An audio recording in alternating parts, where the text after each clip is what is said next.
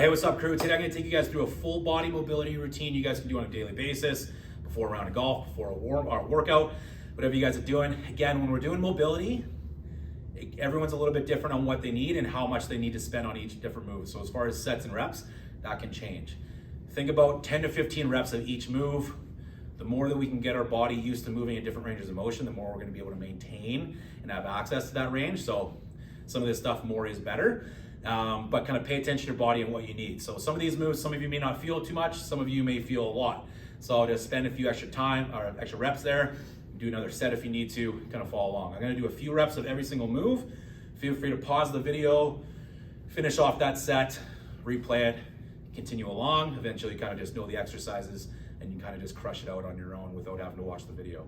So we're gonna start off on the ground first, guys. Again, big focus for us as well when we're doing mobility work is our breathing. So in through the nose, out through the mouth, really allow your body to relax. If you're trying to hold a stretch and you're holding your breath, you're not allowing your central nervous system, your body, your joints, muscles to kind of get used to that range. So really try to breathe into that end range of motion. So if you are doing a move that's really tight, get comfortable there, just use your breath and eventually work on that bigger range of motion, all right? So we're gonna start off on the ground. So we're just gonna do some knee in. So working on hip, knee, and ankle flexion is super important.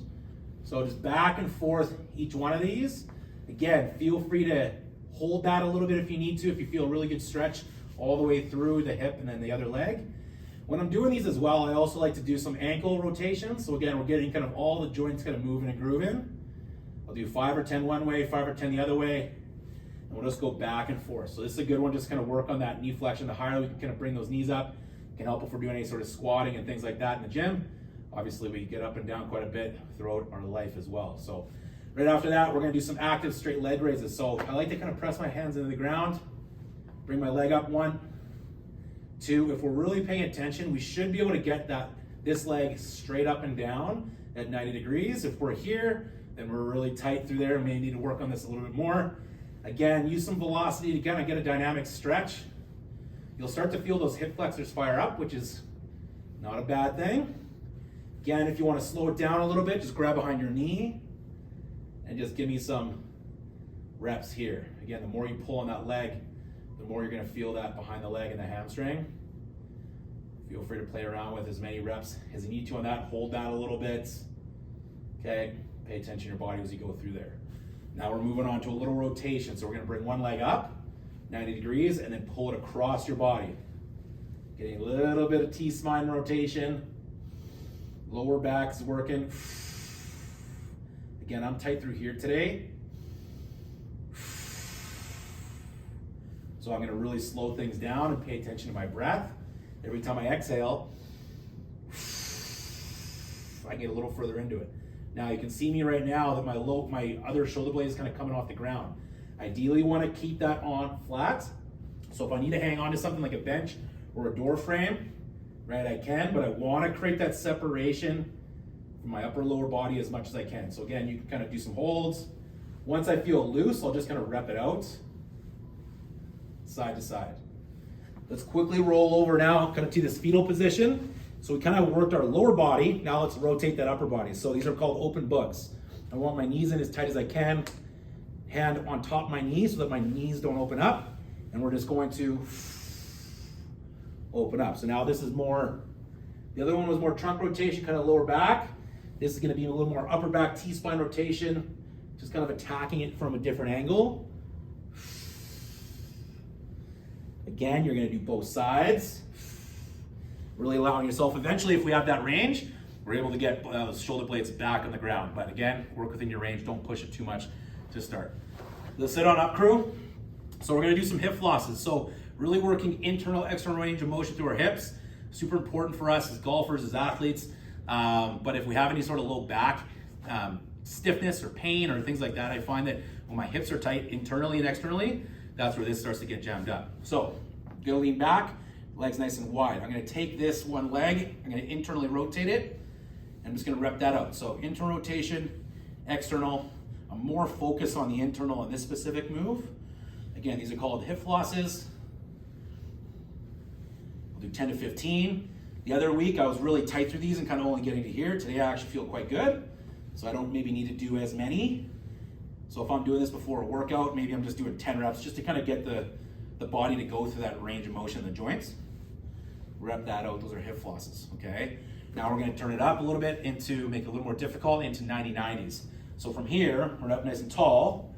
You're gonna drop your legs. We want to get to 90 degrees, so I don't want that heel in too tight. I'm gonna reach across my body. I may feel some inner thigh, my adductor, and then some glutes, and then I'm gonna go up and over to the other side. Reach across. Again, you might need to use your hand here to kind of stabilize yourself. Eventually, we want to be able to do this with no hands. So it starts to work on a bit of joint stability and integrity. Again, I'm a little bit stronger on my right side versus my left side, so I may need to do a few more reps on my left. Okay, so those are our 90-90s. Those are going to be great ones to just really open up the hips, the low back, and everything there. From here, this is where I like to use a box or a set of stairs, something that this is about 12 inches high. From here, I'm going to do some step-ups. So some tall kneeling step-ups. So I'm gonna bring one leg up. This is gonna be really good to work on separation. So this is a little more active than those knee-ins we did on the ground. Because as I flip up one leg, the other leg has to stabilize. Again, if this isn't too much of a stretch for me, then I can put a plate or something to get a little bit higher and just continue to work on that range, get that knee up as high as I can and get as comfortable as I can through there. Another option for you guys is to just go through hip openers. Again, this is where you can use a chair, a bench, and I'm just going to try to create as much separation. Try to get this foot up as high as I can, get that back leg nice and straight, and just kind of rock into it. Again, when we're doing mobility, we can kind of play around, kind of search and destroy and kind of find some spots that you need. If you're doing these hip openers, you can kind of drop down a little bit, kind of rock in and push on that knee, kind of back and forth. From here, I'm just gonna sit back to my heels, so have my toes pointed out. You might get a good stretch to your front of your shins, your ankles, which is important for us. But now we're gonna do some side bending. So from here, I'm just gonna bring one hand down. I'm gonna reach out over top, really try to stretch out that side body, and then alternate side to side. Again, if we're really tight through there, we'll notice we may kind of collapse and start to rotate. So if you want to do this in front of a wall, you can use that as a guide. Again, I might get here if I'm really tight through those lats and those ribs.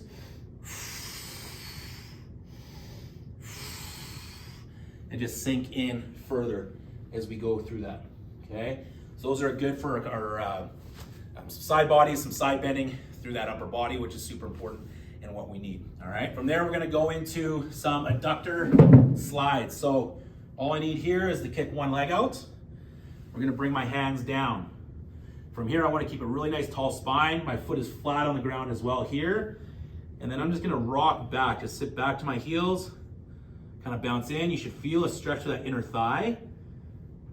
And again, I'll hold this for as long as I need to, kind of bouncing into it. I may wanna come out of it, just kind of stretch out that front hip. And then back again. Again, if you see me on the side here, if you start to round through your back, you're not gonna get as much of a stretch. So you might need to prop yourself up. And I feel more of a stretch of that inner thigh when I keep my chest nice and tall. And this is gonna allow us to get into more of a better and more athletic position through those hips, and nice good hinge, become more hip driven, okay? So I'm gonna do that both sides. Now our last move where we're gonna do team is we're gonna go back to that original side after we do both, and I'm gonna add some rotation in. So a little more active here now. Back down to center, I'm gonna exhale as I rotate. Inhale as I come back down. Exhale as I rotate. Inhale as I come back down.